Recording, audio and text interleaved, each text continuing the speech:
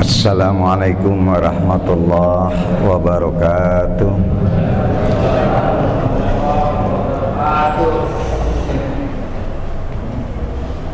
Bismillahi masyaallah, la yasuku khaira ilallah. Bismillahi masyaallah, la yasrifu su'a ilallah. Bismillahi masyaallah, ma kana min ni'matin faminallah. Bismillahi masyaallah, la hawla wa la quwata illa billahil aliyyil azim. Alhamdulillah, alhamdulillahi bi ni'matihi tatimmus shalihat. Asyhadu an la ilaha illallah wahdahu la syarikalah wa asyhadu anna Muhammadan abduhu wa rasuluh. Allahumma salli wa sallim wa barik ala sayyidina Muhammadin wa ala alihi wa sahbihi ajma'in, amma ba'd. Yang kita muliakan bersama orang tua kita, pimpinan majelis ta'lim kita, Bapak Haji Samsuar dan keluarga besarnya, serta guru kita Ustadz Fatoni, Ustadz Sumantri, dan para asatidz yang lainnya, bapak-bapak, ibu-ibu, remaja, jamaah majelis ta'lim Al-Amin, yang mudah-mudahan kita senantiasa selalu mendapatkan limpahan rahmat Allah Subhanahu wa ta'ala. Alhamdulillah, kita panjatkan syukur kehadirat Allah. Pada kesempatan malam hari ini kembali kita hadir dalam majelis ilmu yang mudah-mudahan langkah kita, hadirnya kita, duduknya kita akan menjadi catatan kebaikan kita di sisi Allah Subhanahu wa ta'ala. Salawat dan salam semoga dan selalu terlimpah dan tercurah kepada Nabi kita Muhammad sallallahu alaihi wasallam. Mudah-mudahan kita semua akan mendapatkan syafaatnya di yaumil akhir nanti. Bapak Ibu jamaah yang mulia, mari terlebih dahulu kita awali dengan membacakan suratul Fatihah. Kita niatkan untuk orang-orang tua kita, guru-guru kita, muassis, pendiri daripada masjid kita. Dan juga tidak lupa saya mohon Fatihah untuk sahabat karib saya ya, yang tadi 3:30 wafat meninggal dunia, pimpinan Pondok Pesantren Al-Ghazali ya, di Bogor ya. Doakan Allah ampunkan dosanya, diterima segala amal ibadahnya, dan keluarga yang ditinggalkan diberikan kekuatan dan kesabaran, yaitu Kiai Zainal Natiwan wa mu'allif hadzal kitab asy-Syaikh Imam Nawawi, anallaha yataghasyahu mirahmah wal maghfirah wa yashkinu muhul jannah wa yu'li darajatihim syai'un lillahumul fatihah. A'udzu billahi minasy syaithanir rajim. Bismillahirrahmanirrahim.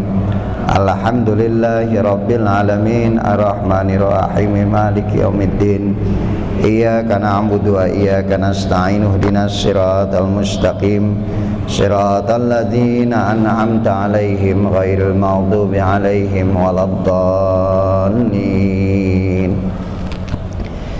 Ya Rabbi bil Mustafa balligh maqasidana waghfir lana ma madha ya wasi'al karami. Ya Rabbi bil Mustafa balligh maqasidana waghfir lana ma madha ya wasi'al. Muhammadun sayyidul kaunaini wa saqalai liwal fariqaini min urbin wa min ajami. Ya Rabbi Mustafa waghfir lana ma madha ya wasi'al. Wal habibul ladzi turja syafa'atuhu likulli haulim minal ahwali muqtahimi ya Rabbi Mustafa baligh maqasidana waghfir lana ma madha ya wasi'an Allahumma salli wa sallim wa barik alaihi wa ala alihi. Baca dulu Ustaz. Bismillahirrahmanirrahim. Wa an Umar bin Al-Khattab radhiyallahu anhu qala istadzantu Nabi sallallahu alaihi wasallam fil umrati fa adzina li wa qala la tanzilana ya Uhayya min du'aika wa qala kalimatan ma yasurruni annali fiha dunya wa fi riwayatin qala asyrikna ya Uhayya min du'aika hadisun sahihun rawahu Abu Dawud wa Tirmidzi wa qala haditsun hasanun sahihun wa an Abi Umar radhiyallahu anhu qala kana Nabi sallallahu alaihi wasallam yajuru qubba'a raqiban wa masyian wa yusalli fihi rak'atayn muttafaqun alaihi wa fi riwayatin kana Nabi sallallahu alaihi wasallam yaqi masjidan qubba'an kulla sabtin raqiban wa masyian wa kana ibnu Umar yaf'alu. Iya. Hadis terakhir ya. Nanti masuk bab berikutnya, babu fadlul hubbi fillah. Bismillahirrahmanirrahim. Fa inna asdaqal hadis kitabullah wa khairal haddi hadiyu Muhammadin sallallahu alaihi wasallam wa syarrul umur muhdatsatuha wa kullu muhdatsatin bid'ah wa kullu bid'atin dhalalah wa kullu dhalalatin finnar wa bisanadil muttasili ilal imamil muallif rahimahullahu ta'ala wa adaman naf'a bihi wa bi barakati ulumihi wa bikum fid darain qala. Ya.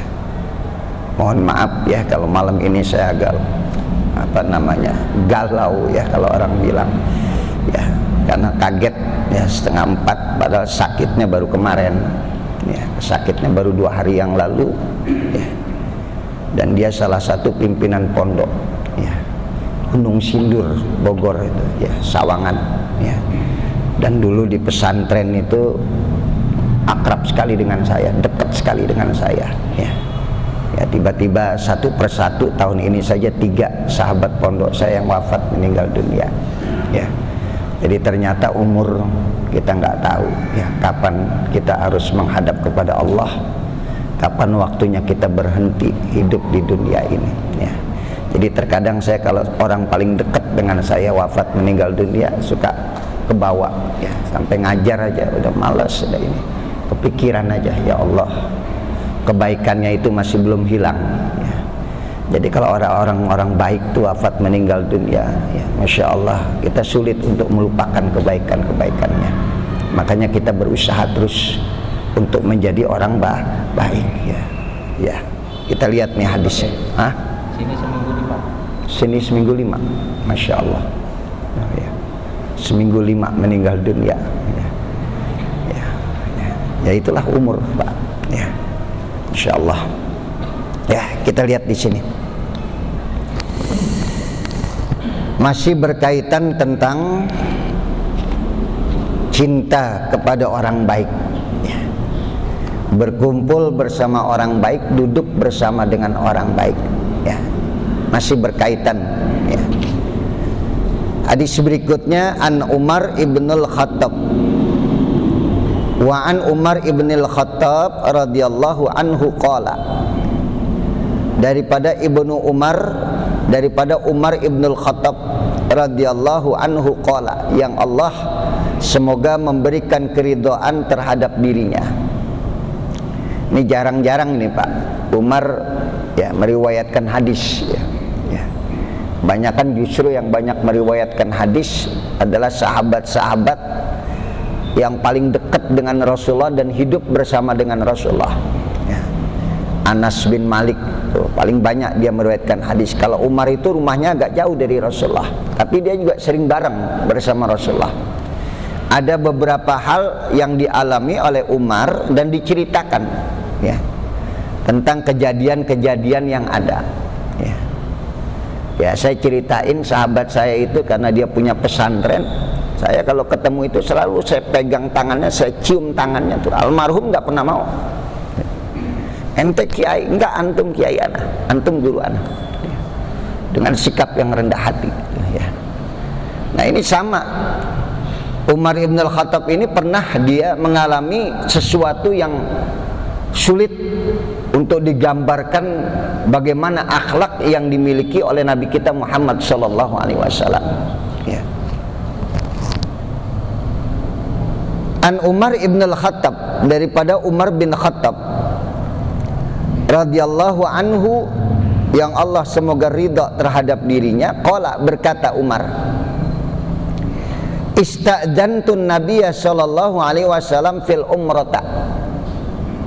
umrati, ya, aku izin, istadzantu, ya, aku meminta izin kepada Nabi kita Muhammad sallallahu alaihi wasallam pada saat aku hendak melaksanakan umrah, fil umrah. Cakep benar tuh ya. Ya, Umar tuh kalau mau pergi selalu dia pamit, ya, kepada Rasulullah, minta izin. Takut-takut Nabi nyariin di mana dia berada, ya, ya. Dan Nabi nggak tahu. Ya. Kan umrah itu bukan waktu yang pendek. Ya. Berapa hari itu? Ya, bisa sampai 3 hari, 4 hari. Ya, kalau umrah itu sebentar, bukan haji. Ya. Tapi rata-rata kalau kita umrah berapa hari itu? 9 hari biasanya, karena perjalanan saja makan waktu berapa? 2 hari. Tinggal 7 hari, ya bisa. Ya, di Mekah 3 hari, di Madinah 3 hari. Ya. Ya. Jadi istadzantun Nabiya sallallahu alaihi wasallam fil umrah. Kata Umar ibn al-Khattab yang Allah ridha terhadap dirinya, aku minta izin kepada Rasulullah untuk melaksanakan ibadah umrah. Fa'adhinali, maka aku diizinkan oleh Nabi. Waqala, dan Nabi berkata, apa yang diucapkan oleh Rasulullah kepada Umar ibn al-Khattab, la tansana ya ukhayya min du'aika. Masya Allah, tuh bahasanya cakep banget tuh Nabi. Ini yang luar biasa nih, akhlak yang dimiliki oleh Nabi.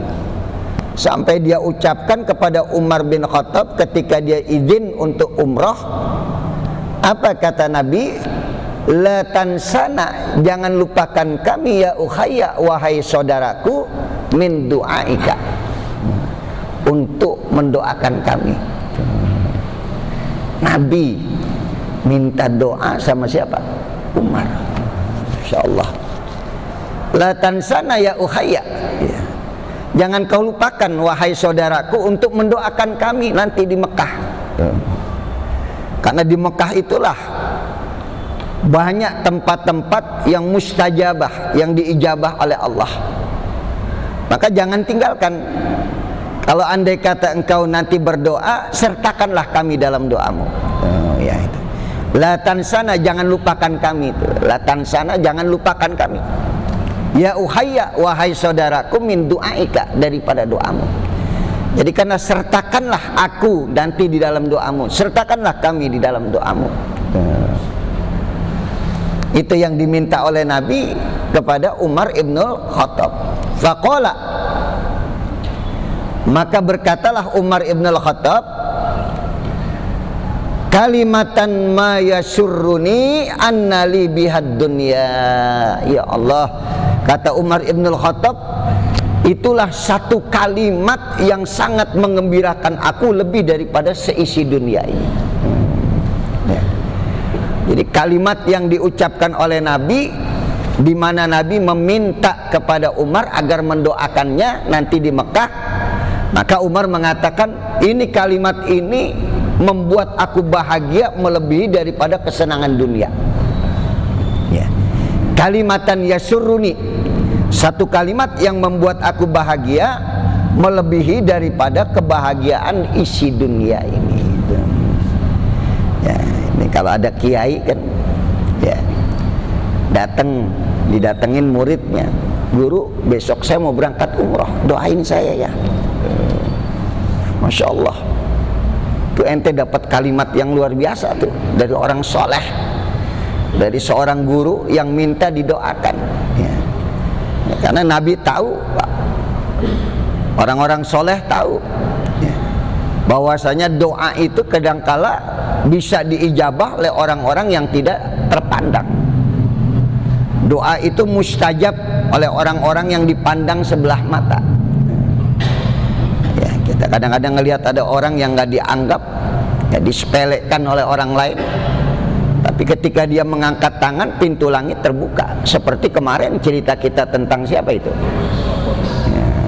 Uwais, ya, Al-Qarni, ya, yang masyhur fis sama wa majhul fil ardi, di mana Uwais sangat terkenal di langit, tapi di bumi dipandang orang pun tidak, dilihat orang pun tidak.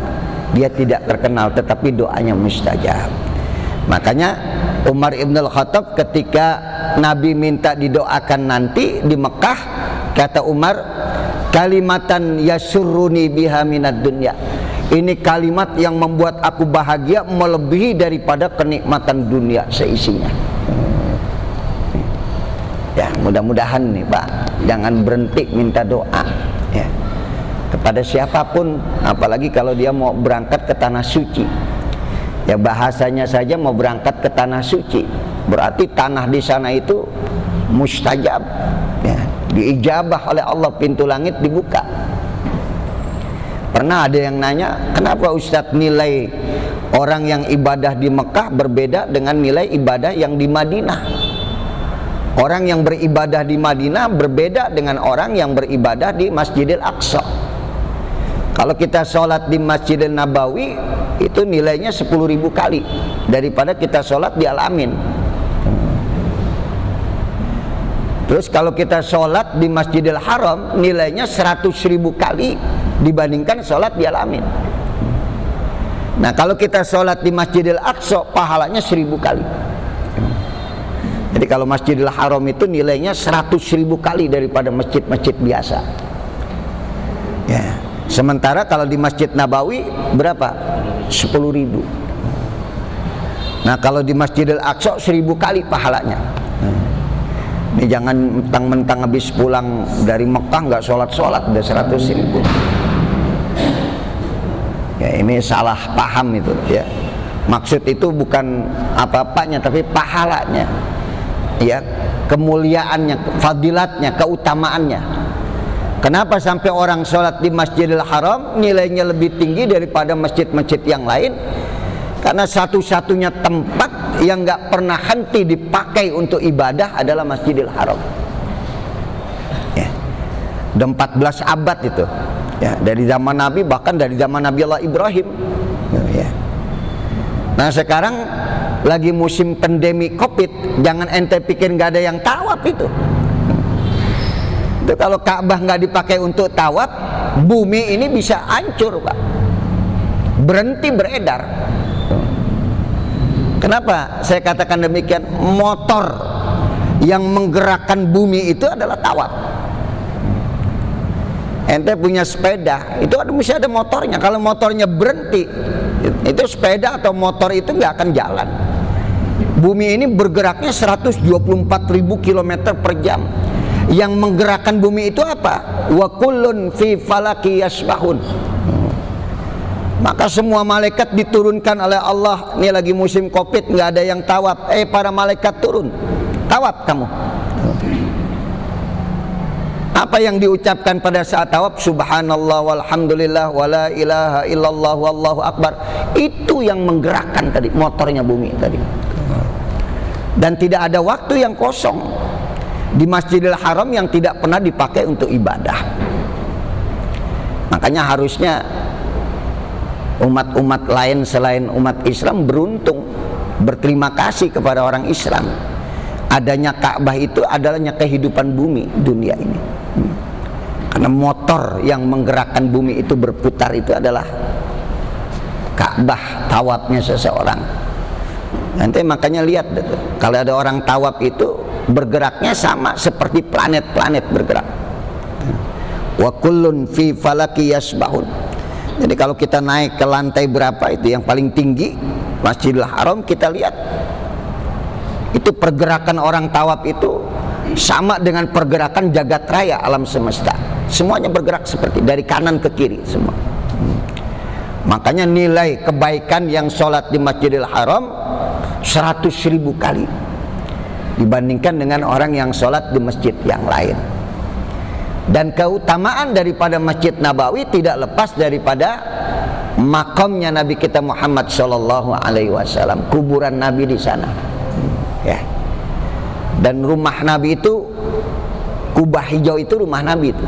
Ya. Jadi kalau ente masuk Masjid Nabawi itu ada kubah hijau, itu rumah Rasulullah. Nah dari kuburan Nabi ke mimbar Nabi, tempat Nabi berkhutbah, itulah namanya Raudhah, taman surga. Makanya orang yang sholat di Raudhah itu sama seperti dari sholat di dalam surga. Raudhah min riyadil jannah. Ya, jadi kalau mau tamannya surga di dunia itu adalah Raudhah. Sekarang udah enak gitu. Kalau dulu kita berebut, kalau sekarang dibagi waktunya. Ya saya ngalamin ya ketika sudah tertib. Kalau dulu kita berdesak-desakan. Ya. Ngelihat tahu Raudhah itu beda karpet aja. Ya, kalau karpet Raudhah itu berbeda dengan karpet masjid. Ya, kalau masjid itu karpetnya warnanya apa? Hijau kalau nggak salah. Ya, Raudhah itu karpetnya berubah merah di situ. Ya, udah masuk Raudhah sholat. Dan itu ngantri. Ya, dikasih waktu 1/4 jam atau berapa menit. Nggak boleh ada yang masuk. Nggak berebut. Nanti itu keluar masuk lagi. Itu keluar masuk lagi. Kalau dulu kita main salah-salah.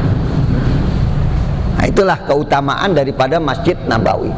Ada lagi Masjidil Aqsa yang pahalanya 1000 kali, karena disitulah banyak melahirkan para nabi-nabi terdahulu. Jadi para anbiya hampir kebanyakan lahir di Masjidil Aqsa.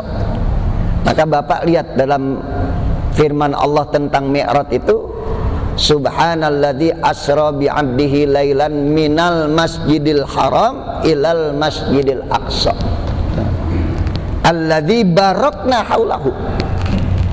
Ya, maha suci Allah yang telah memperjalankan hambanya dari Masjidil Haram ke Masjidil Aqsa yang diberikan keberkahan antara dua masjid tadi.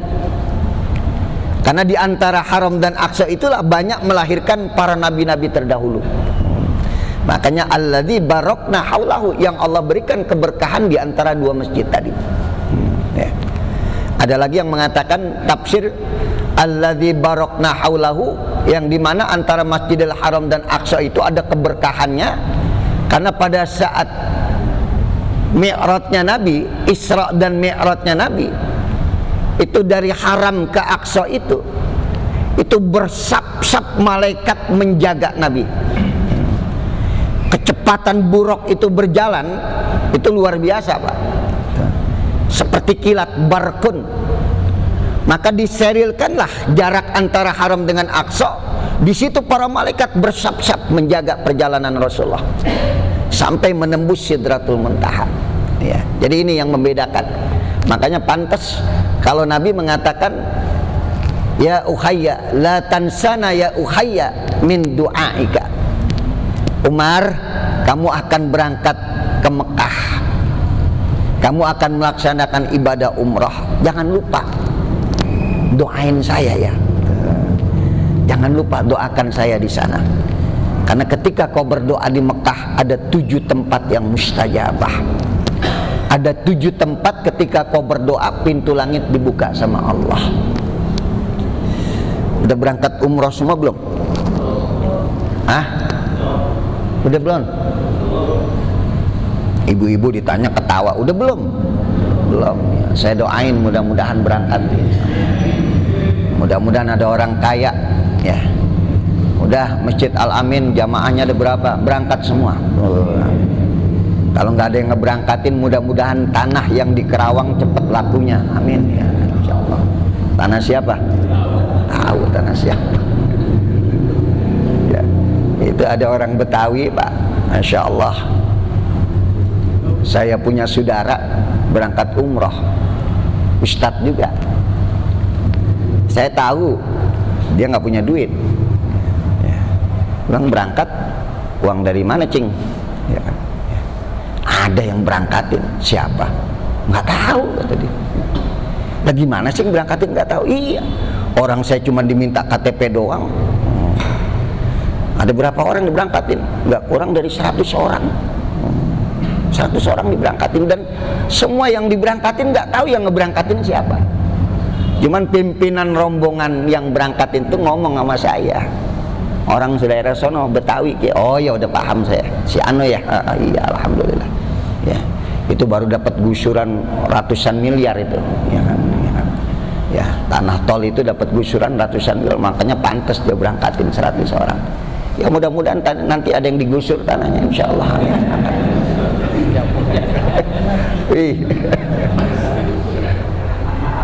Amin, ya kan, ya kan. Makanya ada apa tadi? Ya kalau orang pergi haji ada haji mansur, ya. Tanah boleh dapat ada haji kosasi, ongkos boleh ada haji abidin, ya, atas biaya dinas. Abidin. Yang paling enak ada haji ojak gitu. Haji ojak apa? Orang ngajak. Yang ngajak janda lagi, asik bener udah, Masya Allah berangkat haji. Demen banget aki-aki diajak sama janda.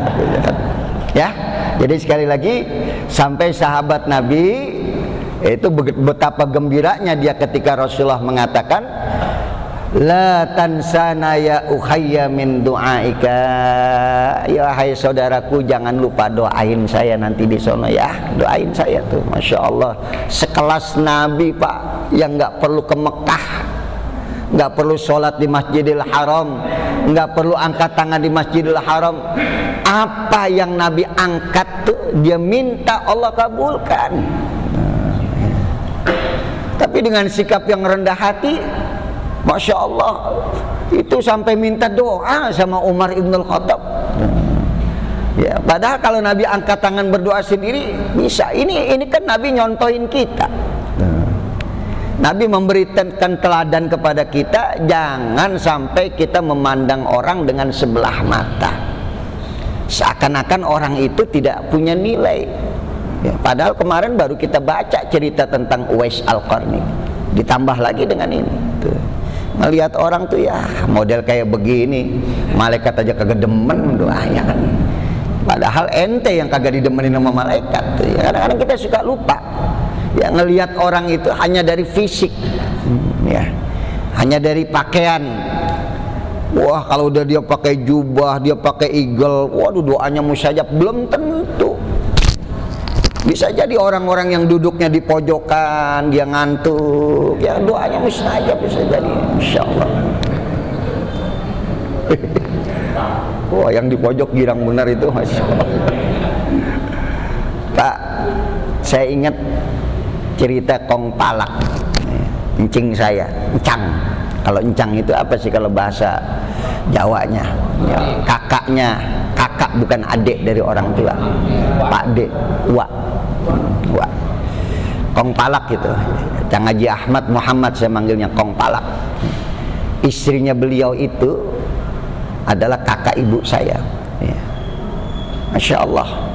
Itu kalau lagi ngaji, ini saya nyaksiin sendiri. Ya, bukan kata orang, saya nyaksiin. Itu kalau lagi ngaji, tidur Pak. Ngaji di Masjid Aswad ada tidur. Ini kitabnya ini Riyadhus Shalihin, saya ingat.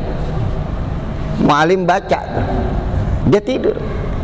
Ada satu harokat salah, langsung dia. Mu'alim langsung dia tidur. Tidurnya bukan kayak kita benar-benar tidur gitu ya. Masya Allah, itu luar biasa. Itu sering orang tuh ribut masalah lebaran, rujukannya beliau.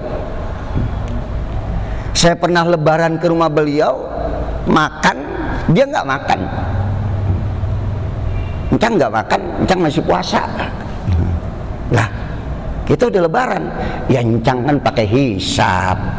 Kalau kamu kan pakai ru'yah, ngelihat bulan. Kalau encang ngitung, makanya disebut dengan Kiai Falak. Nama aslinya Kiai Ahmad Muhammad, tapi dipanggilnya Kong Falak karena ahli falak. Saya sering dipanggil itu, Sofa, ya Cang, ntar minggu depan gerhana tuh. Lah bener. 2 hari kemudian pemerintah ngumumin, dia udah dihitung. Sampai meninggalnya, wafatnya, Masya Allah, luar biasa. Ya. Ini boleh kita ceritakan tentang kebaikan orang-orang soleh. Itu yang bawa keranda pada berantem, Pak. Yang bawa keranda beliau tuh berantem.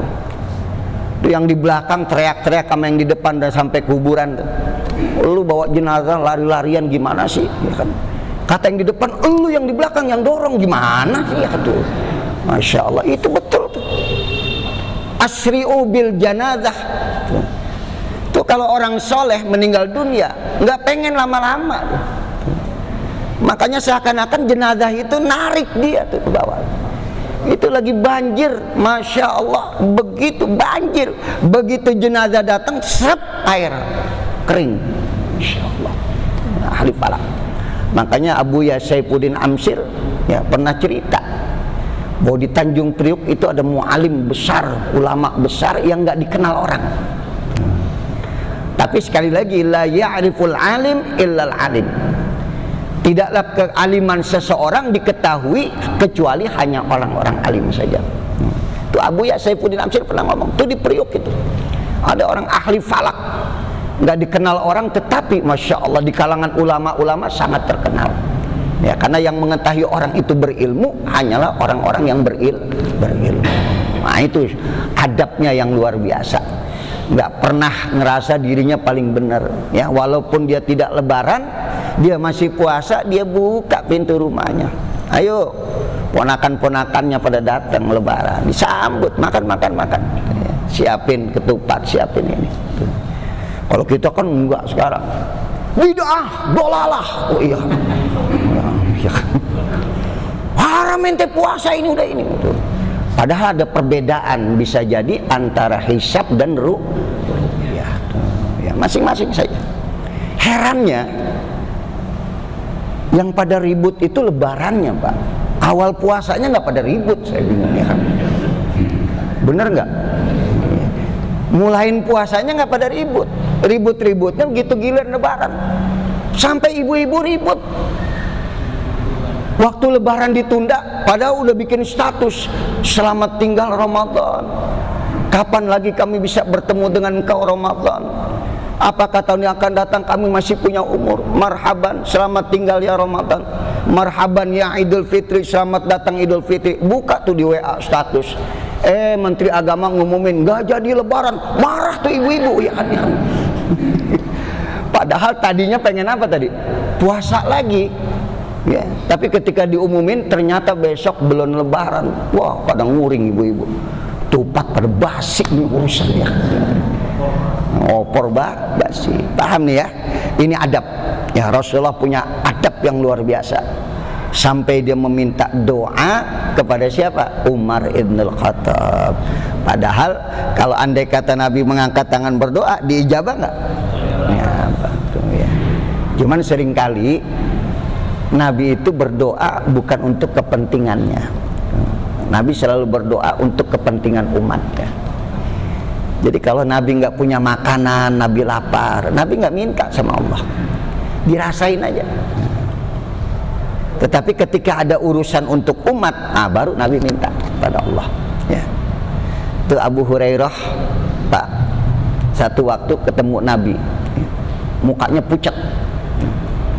Rupanya udah seharian gak makan.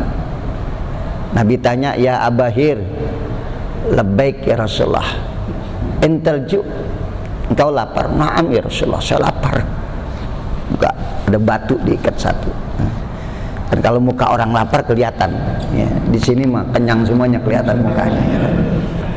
Gak ada yang kelihatan lapar. Kemarin tuh lapar ya, habis ulang tahun ya. Ya udah, ayo ke rumah. sampai di rumah itu ada susu tuh.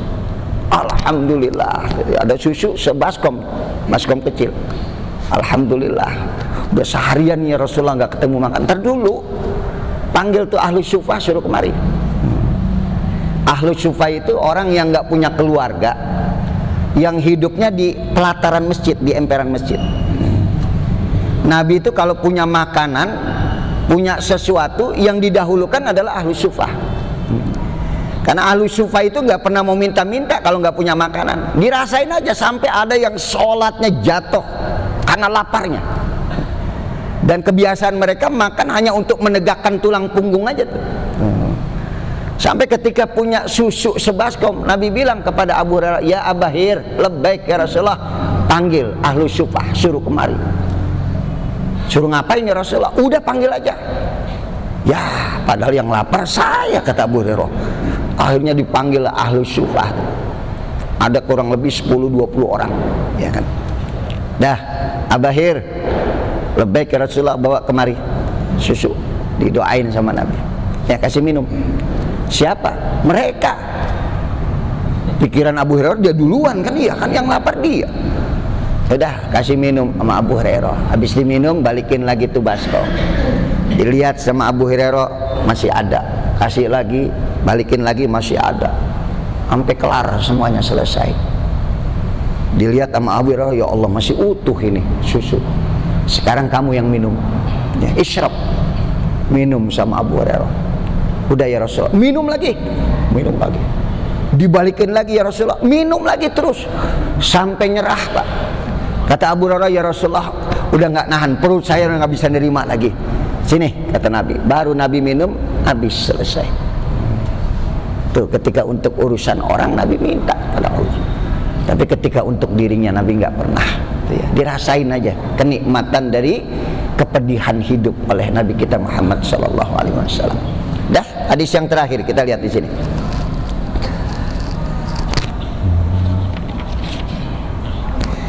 Wa'an ibni Umar, daripada Ibnu Umar. Kalau tadi Wa'an Umar ibni, ya, daripada Umar bin Khattab. Kalau ini Wa'an ibni Umar, daripada anaknya Umar, Ibnu Umar. Siapa anaknya Umar? Abdullah bin Umar bin Khattab. Ya, jadi Umar bin Khattab punya anak namanya Abdullah bin Umar. Makanya disebut dengan Ibni Umar, anaknya Umar. Radhiyallahu anhuma, yang semoga Allah meridhokan pada keduanya. Ya, artinya ya didoakan tuh Umar bin Khattab mudah-mudahan dapat keridhaan Allah. Anaknya yang banyak meriwayatkan hadis juga mudah-mudahan mendapatkan keridhaan Allah. Tuh enak tuh. Ya Allah, bapak beranak lah, bapak sama anak itu banyak meriwayatkan hadis tuh. Yaitu Umar dan Ibnu Umar. Apa kata Ibnu Umar?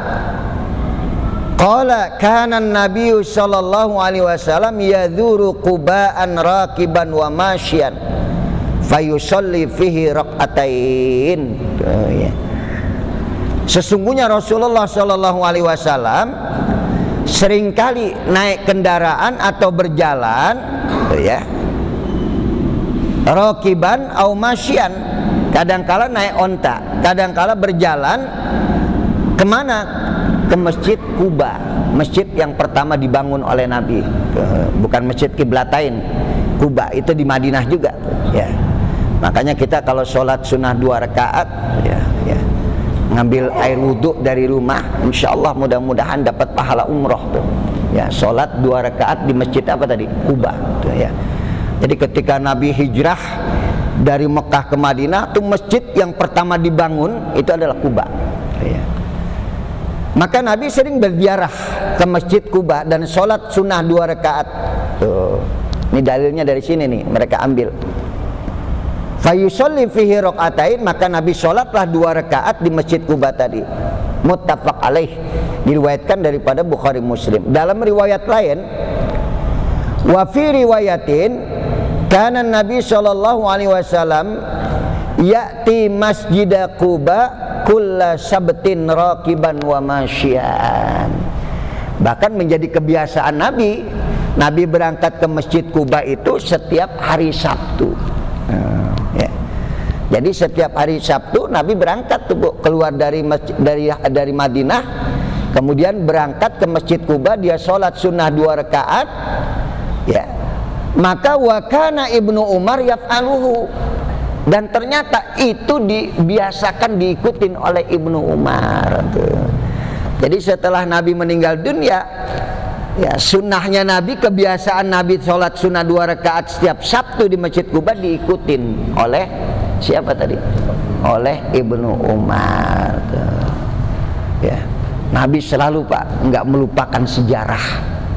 Ya, ingat, ya Allah, dari sinilah cikal bakal Islam berkembang.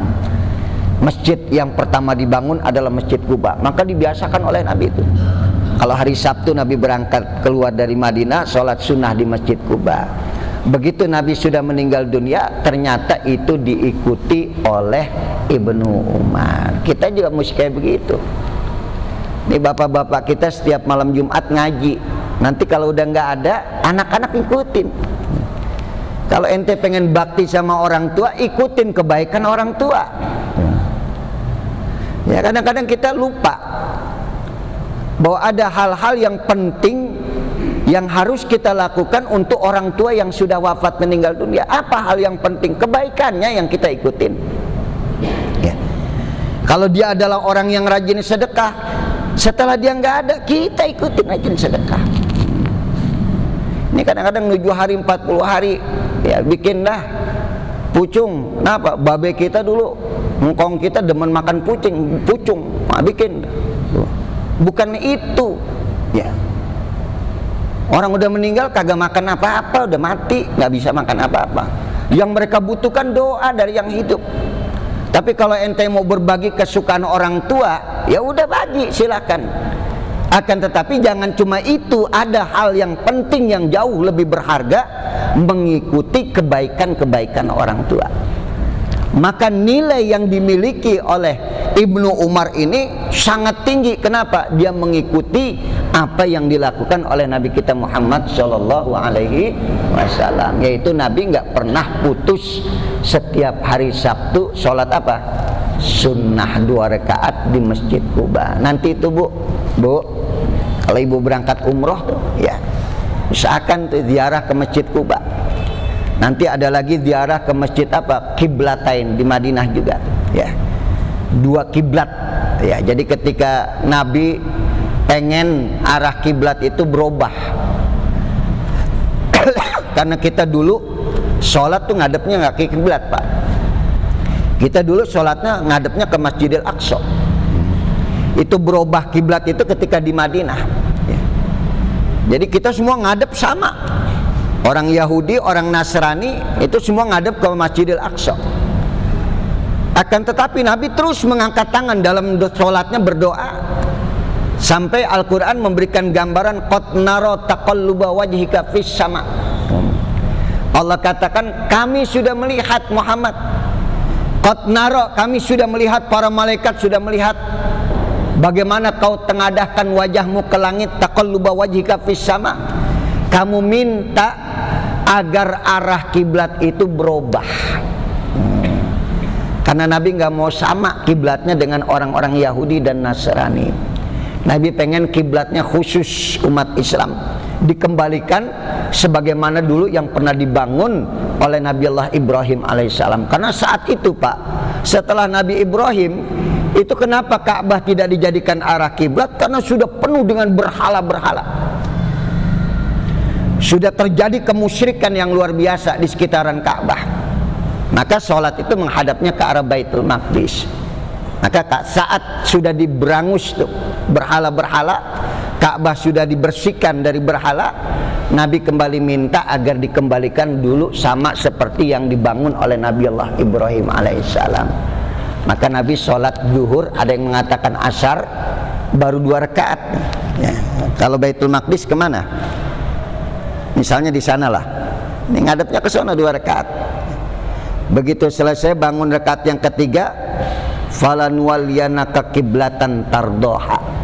Allah perintahkan fawalli wajhaka syatral Masjidil Haram. Muhammad, sekarang palingkan wajahmu ke arah Masjidil Haram. Berubah. Jadi 2 rakaat ngadep ke kiblat ke Masjidil Aqsa, 2 rakaat Nabi ke arah kiblat. Makanya masjidnya disebut dengan masjid apa? Kiblatain. Ya, masjid 2 kiblat. Alhamdulillah sampai hari ini kiblat kita satu. Ya. Nabi selalu pengen berbeda.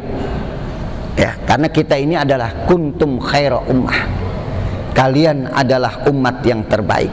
Ta'muruna bil ma'ruf wa tanhauna 'anil munkar. Menjadi umat yang terbaik perlu 2 syarat. Amar ma'ruf nahil munkar. Jadi kalau umat Islam masa bodoh dengan kemungkaran dan tidak mengajak orang untuk melakukan kebaikan, berarti lepas ente bukan termasuk umat yang terbaik. Karena syarat menjadi umat yang terbaik adalah ta'muruna bil ma'ruf wa tanhauna 'anil munkar. Sampai kita disuruh miara jenggot, itu sunnah Nabi. Ya, karena Nabi pengen berbeda. Ya. Ustadz nggak miara jenggot, ya kan? Jenggot saya cuma 6 Pak yang tumbuh, ya kan? Ya.